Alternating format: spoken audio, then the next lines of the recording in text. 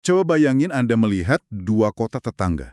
Tingkat ekonominya sama persis, populasi agamanya identik, struktur pemerintahannya juga sama. Dan ingat ini di bawah rezim otoriter yang pengawasannya sangat-sangat ketat ya. Betul banget. Nah, tiba-tiba satu kota ini meledak dalam demonstrasi besar-besaran. Ribuan warga berani turun ke jalan menantang polisi bersenjata. Benar-benar mengguncang stabilitas negara. Ya, pemandangan yang luar biasa beresiko. Tapi anehnya, kota di sebelahnya yang secara logika punya alasan kemarahan yang sama persis, malah diem seribu bahasa. Nggak ada pamflet, nggak ada protes sama sekali. Kenapa bisa gitu? Itu pertanyaan yang jadi kunci buat memahami banyak hal hari ini. Iya kan? Apa rahasia di balik kota yang berontak ini, dan apa yang bikin kota lainnya milih bungkam? Jawabannya, saya rasa bakal secara radikal mengubah cara Anda melihat setiap berita protes di Timur Tengah. Pastinya, ini mengubah paradigma banget. Selamat datang di sesi penelusuran mendalam kita kali ini. Misi kita hari ini adalah membongkar asumsi-asumsi usang yang selalu dijejalkan media arus utama ke kita. Kita bakal menyelami riset provokatif dari Sultan Al-Amer. Judulnya Beyond Sectarianism and Ideology, Regionalism and Collective Political Action in Saudi Arabia. Riset yang sangat berani. Sangat berani. Fokus kita adalah melihat melampaui retorika agama, buat nemuin apa yang sebenarnya menggerakkan massa, khususnya pas era Arab Spring tahun 2011 sampai 2013 di Arab Saudi. Oke, mari kita urai hal ini. Boleh. Nah, riset Al-Amer ini pada dasarnya memaksa kita membuang kacamata hitam putih yang selama ini dipakai dunia internasional. Kacamata yang suka menyederhanakan masalah itu ya? Bener banget. Kalau kita nengok ke literatur standar atau laporan berita dari pengamat barat, narasinya tuh luar biasa malas. Mereka selalu membelah Arab Saudi jadi dua dunia yang murni digerakkan oleh sekte agama. Kayak cuma ada dua kubu gitu. Ya, di satu sisi ada minoritas Syiah yang selalu dikasih label tertindas, di sisi lain ada mayoritas Sunni dengan berbagai faksi Islamisnya. Semua dinamika politik dipaksa masuk ke kotak konflik agama ini. Dan narasi barat itu emang selalu ambil jalan pintas kan? Begitu ada kerusuhan, boom, labelnya langsung konflik sektarian. Selalu begitu. Sangat mudah ditebak.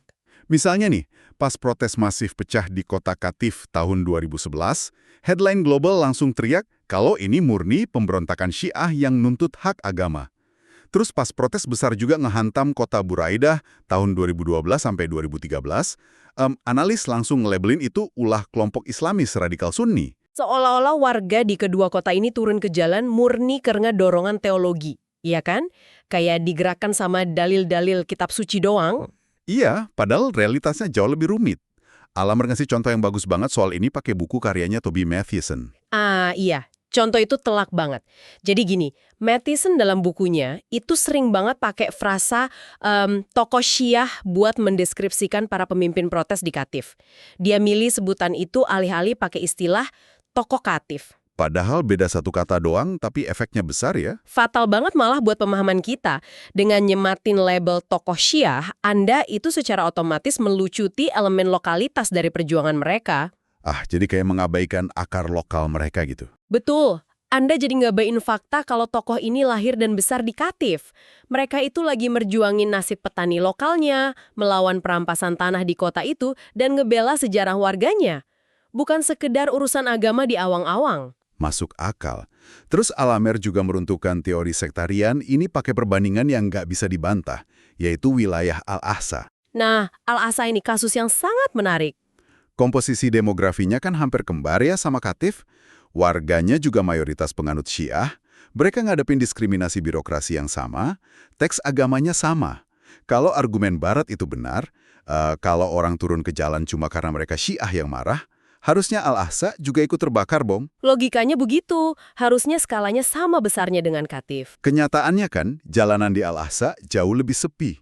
Ini tuh ibarat nyalahin kerusuhan parah di pertandingan sepak bola semata-mata karena supporternya pakai baju warna merah. Jarak panjang sengketa tanah antar kampung di kota itu yang udah mendidih puluhan tahun.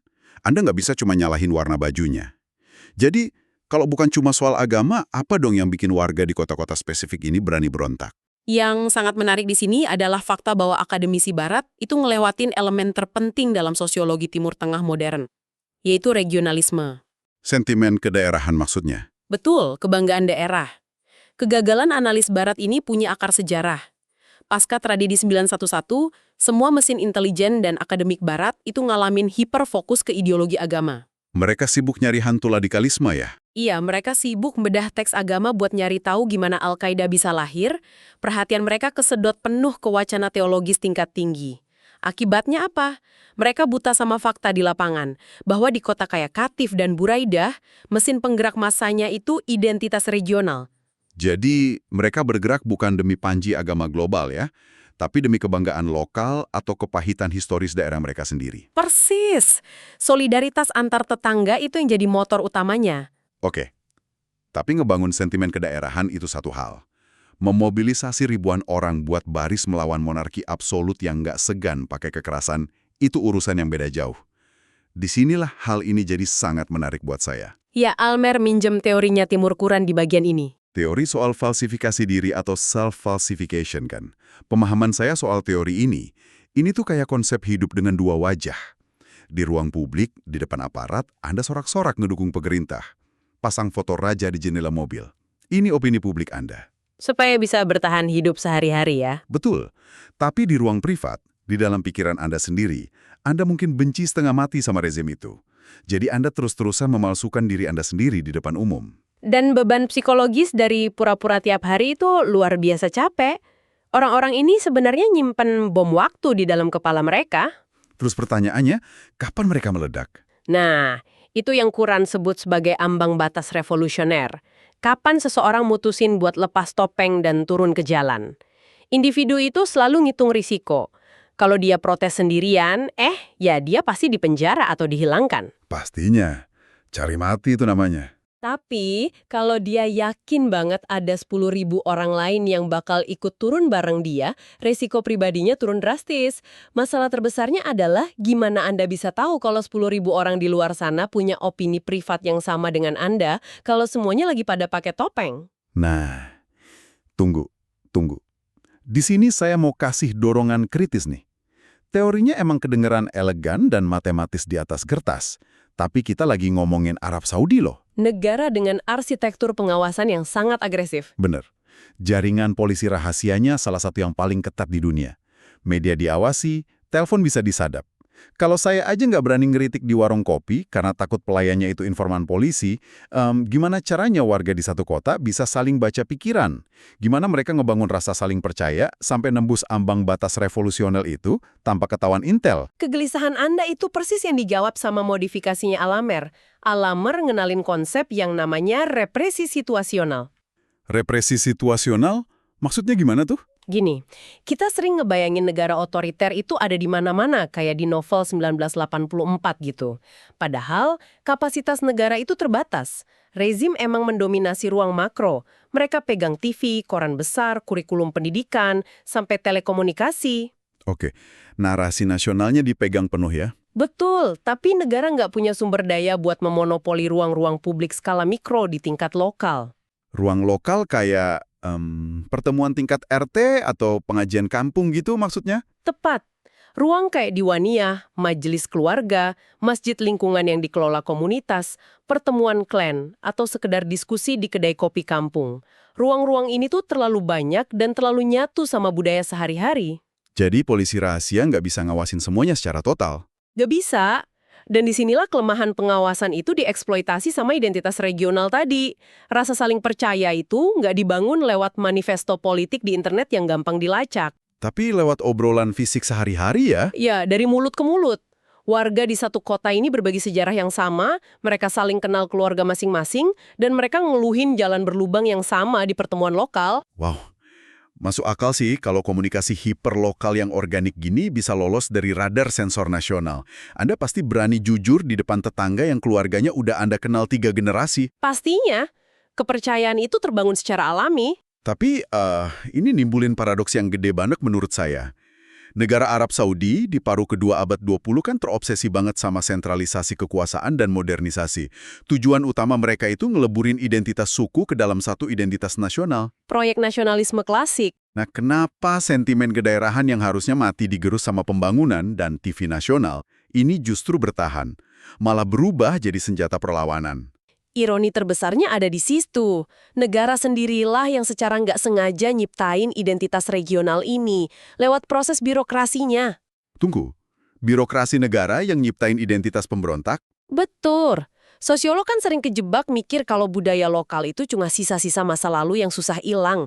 Padahal identitas Kotif dan Buraida yang kita bahas ini, itu murni produk langsung dari proyek pembangunan negara. Coba kita lihat kebijakan Hafizat Nufus. Itu sistem kartu identitas awal kan? Ya, semacam KTP awal lah, plus reorganisasi wilayah administratif. Niat negara jelas, mereka mau mendata, ngatur, dan mendisiplinkan populasi nomaden biar gampang dikontrol dan ditarik pajaknya. Jadi warganya dikotak-kotakin ke dalam kode-kode daerah di atas kertas. Tapi gimana selembar kertas KTP ini bisa berubah jadi solidaritas radikal? Bayangin mekanika sosialnya pas ledakan ekonomi minyak terjadi. Jutaan orang dari desa terpencil tiba-tiba migrasi ke kota besar atau pusat industri baru buat nyari kerja. Pasti ada gegar budaya tuh. Banget. Nah, seorang pemuda dari Buraidah yang datang ke proyek konstruksi raksasa di Riyadh, dia ngadepin lingkungan asing dan persaingan keras. Insting bertahannya apa? Dia pasti nyari orang-orang sekampungan kan? Betul. Dia nyari orang yang punya cap administratif yang sama di kartu identitasnya. Sistem klasifikasi yang tadinya dibikin birokrat buat mantau mereka, malah dialih fungsiin sama warga jadi semacam buku alamat buat bertahan hidup. Oh, wow. Jadi mereka bikin jaringan eksklusif gitu ya? Ya mereka bikin komunitas berdasarkan daerah asal buat bagi-bagi info lowongan kerja, minjemin uang, dan saling ngelindungin di perantauan.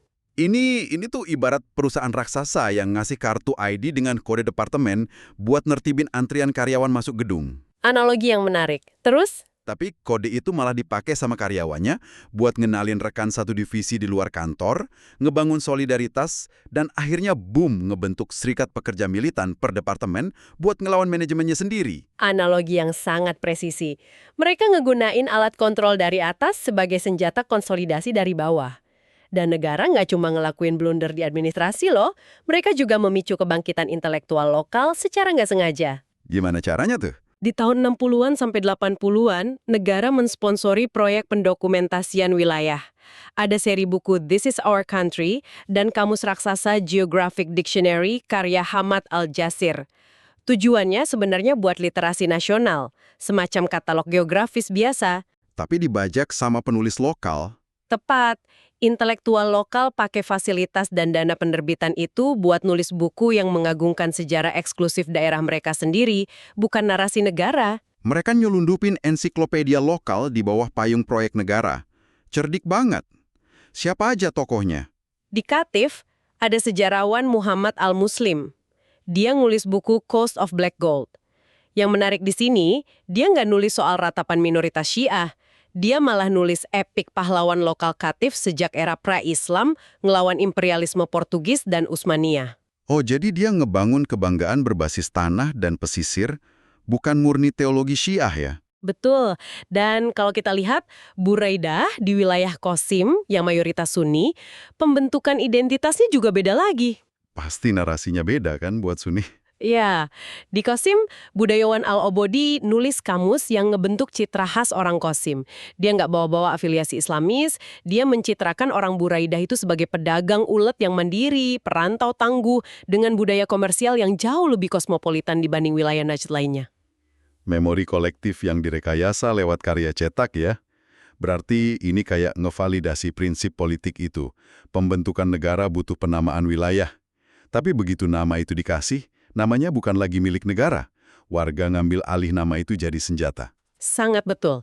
Nama itu diisi sama sejarah mereka sendiri dan jadi jangkar buat mobilisasi. Oke, kita udah lihat gimana rejim memfasilitasi identitas ini.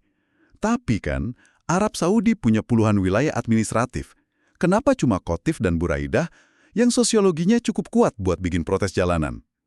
Maksud saya, kenapa kota minyak baru kayak Arar atau Dahran nggak bisa gitu? Nah, ini murni masalah sejarah demografi.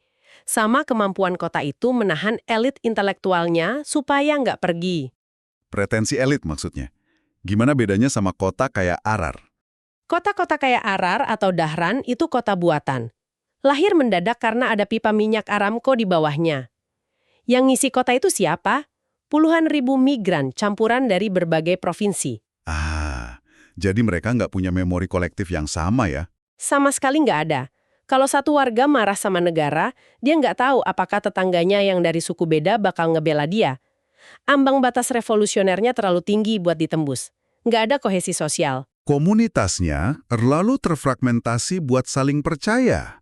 Berarti, kekuatan utama Kotif dan Buraita itu karena mereka udah mapan secara demografis. Tapi tunggu, ini nimbulin teka-teki baru. Apa itu? Di negara berkembang, biasanya kalau daerah pedalaman mulai teredukasi, pemuda-pemuda pinter atau calon aktivisnya pasti merantau ke ibu kota kan? Cari kerja atau karir politik. Mereka ngalamin brain drain.